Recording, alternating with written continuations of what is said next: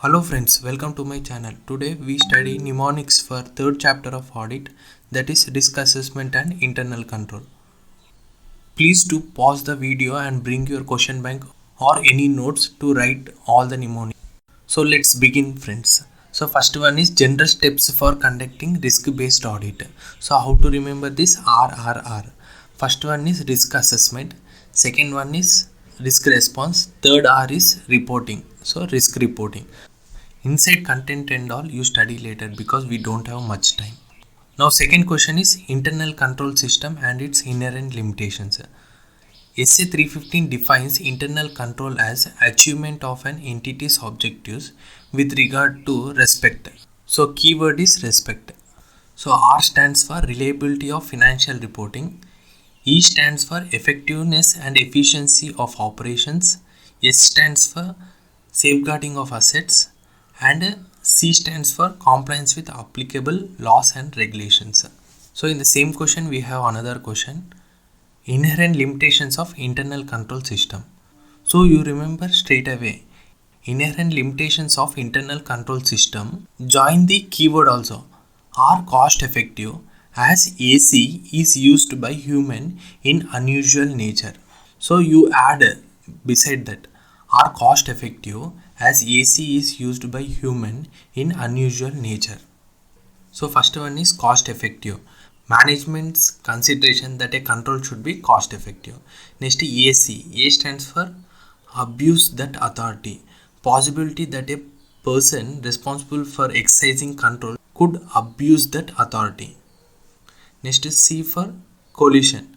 Possibility of circumvention of controls through collusion with parties outside the entity or with employees of the entity. Next, human.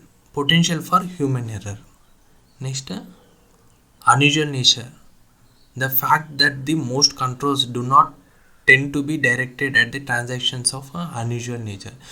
So friends, even though this question has 7 points, we are going to write only 5 points. That will be enough. So next question is key components of internal control structure. So how to remember? CAC. C for control environment, A for accounting system, C for control procedure. In control procedure we have another 5 sub points. In that 3 is enough. How to remember these 3? IAS. I for independent checks, A for authorization of transactions, next S for segregation of duties. Next question is basic accounting control objectives which are sought to be achieved by any accounting control system are. So how to remember this? RRPT PCS.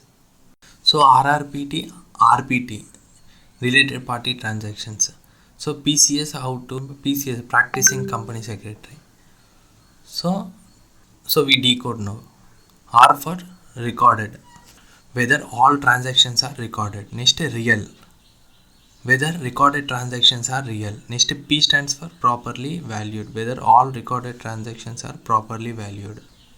Now next T for timely, whether all transactions are recorded timely. Now RRPT completed. Now PCS. P for posted, whether all transactions are properly posted. C for classified, whether all transactions are properly classified and disclosed. Next S for summarized, whether all transactions are properly summarized. So RRPT PCS. Next one is control objectives to be considered for audit purpose. How to remember this? PCS PAT increased in VRS limited. So in this question there are 11 points, so 9 will be enough. So P for policies and procedures, existence and effective implementation of policies and procedures so as to ensure orderly and efficient conduct of business. Next C for compliance with applicable laws and regulations, S for safeguarding of assets. Next P for prevention and detection of frauds and errors, A for accuracy and completeness of accounting records, T for timely preparation of reliable financial information. Next VRS, V for verification of assets at reasonable intervals. Next R for review of performance, S for segregation of duties. So ninth question, assumptions presumed about elements of good control while using standardized internal questionnaire. So how to remember this? DSD sir.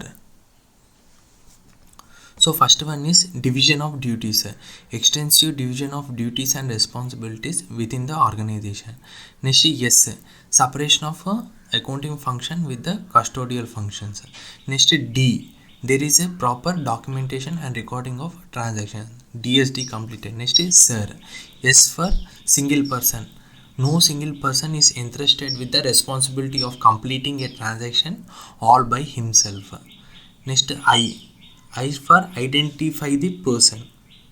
There should always be evidence to identify the person who has done the work, whether involving authorization, implementation or checking. Next R for review of another. The work performed by one is expected to come under review of another in the usual course of routine. Before going to next question, friends, if you are new to this channel, please do subscribe, and if you are going to write your exam in November 2023, then please do share this video with our friends who are going to write in this May 2020. So next question is standard operating procedures of assessment and evaluation of control. So how to remember this? ED, job in IT segregation. ED means you can remember it like Enforcement Directorate. So E for enterprise risk management. Next D for delegation of financial powers. Next J for job next it is given same, job rotation in sensitive areas. IT for IT based control. Segregation of job responsibilities. So next question is points to be considered while drafting letter of weakness. So CA gave suggestions for minimizing legal liability and improving the system.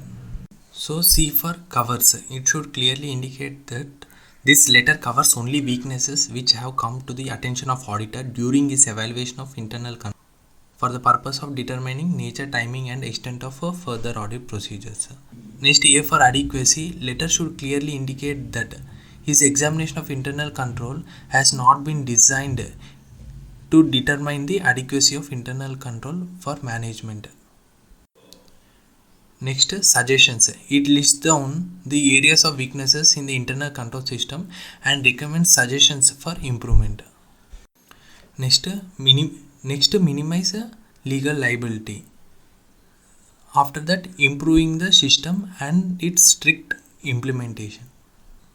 Next question is components of COSO framework. How to remember? CRC MI phone. So C for control environment, R for risk assessment, C for control activities, M for monitoring, I for information and communication. Next objectives achieved as per COSO framework. So how to remember? ORC, operation objectives. Next R for reporting objectives. Next C for compliance objectives. So next question is objectives of internal check system. So how to remember? DALP. So D for detect, A for avoid, L for locate, P for protect, P for prevent, E for efficiency. Now next question, 14th question is considerations for effectiveness of a system of internal check, or another format of asking question, general conditions pertaining to internal check. So how to remember? Mr. Dalap has independent control over his BP. First D for duties. The duties of members of the staff should be changed from time to time without any previous notice so that the same officer or subordinate does not without a break perform the same function for a considerable length of time. Next A for automatic, to prevent loss or misappropriation of cash, mechanical devices such as the automatic cash register should be employed. Next L for leave, every member of the staff should be encouraged to go on leave at least once in a year. Next, accounting procedures. A for accounting procedures. Accounting procedures should be reviewed periodically for even well designed and carefully installed procedures in course of time cease to be effective. Next, physical custody. Persons having physical custody of assets must not be permitted to have access to the books of accounts. Next, independent control. No single person should have independent control over any important aspect of the business.